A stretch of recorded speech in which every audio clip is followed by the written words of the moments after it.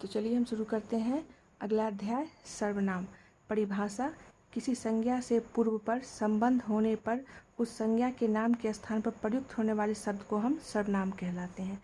सर्वनाम के भेद 5 होते हैं: पुरुषवाचक सर्वनाम, प्रश्नवाचक सर्वनाम, निश्चयवाचक सर्वनाम, निजवाचक सर्वनाम, अनिश्चयवाचक सर्वनाम और संबंधवाचक सर्वनाम। 6 प्रकार के होते हैं: पुरुषवाचक सर्वनाम, प्रश्नवाचक सर्वनाम, निश्चयवाचक सर्वनाम, अनिश्चयवाचक सर्वनाम, निजवाचक सर्वनाम और संबंधवाचक सर्वनाम। ठीक है, पहला पढ़ते हैं पुरुषवाचक सर्वनाम।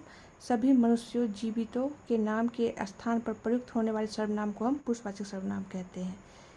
देखिए, यह उत्तम पुरुष, कर्ता, कर्म और संबंध। कर्ता में मैं और हम, कर्म में मुझे और हमें, संबंध में मेरा, मेरी, मेरे, हमारा, हमारी और हमारे। ठीक है, मध्यम पुरुष में आ जाता है तुम और आप, कर्म में आ जाता है तुम्हें और आपको, और संबंध में आ जाता है तुम्हारा, तुम्हारी, तुम्हारे। ठीक है, अन्य पुरुष में आ जाता है कर्ता में वह, वे, यह और ये। कर्म में आ जाता है उसे और इसे, और संबंध में आ जाता है उससे, उसकी, उसके, उनका, उनकी, उनके।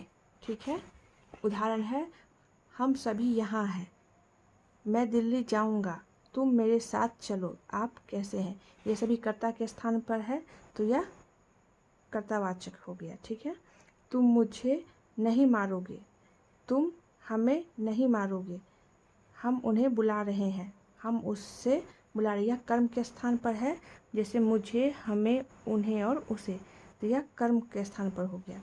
अगला प्रश्न है प्रश्नवाचक संज्ञा। ऐसा सर्वनाम जिससे प्रश्न का बोध हो उसे हम प्रश्नवाचक संज्ञा कहते हैं। उदाहरण के लिए, वह क्या खा रहा है।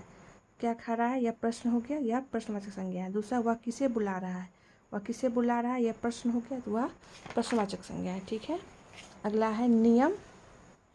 सभी सर्वनाम क्योंकि पूर्वोपर संबंध से संज्ञा के स्थान पर लगते हैं, इसलिए संज्ञा एवं सर्वनाम कभी भी एक साथ नहीं लगते हैं।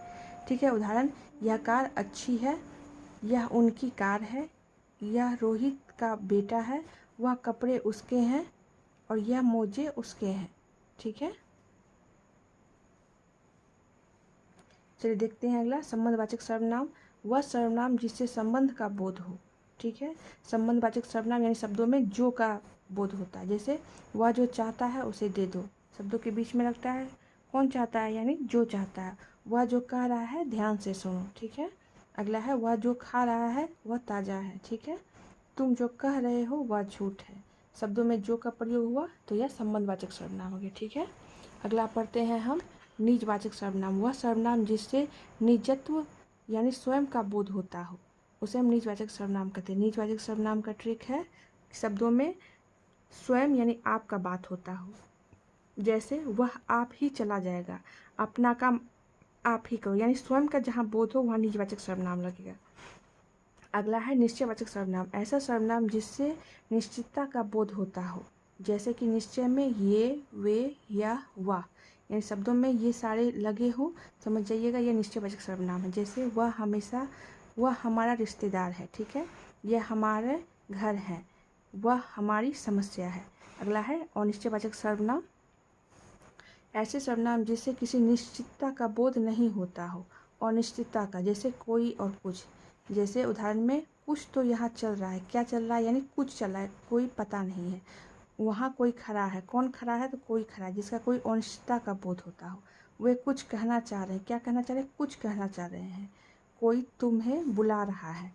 ठीक है, ये चैप्टर इतना ही। अगले चैप्टर में फिर मिलेंगे। धन्यवाद।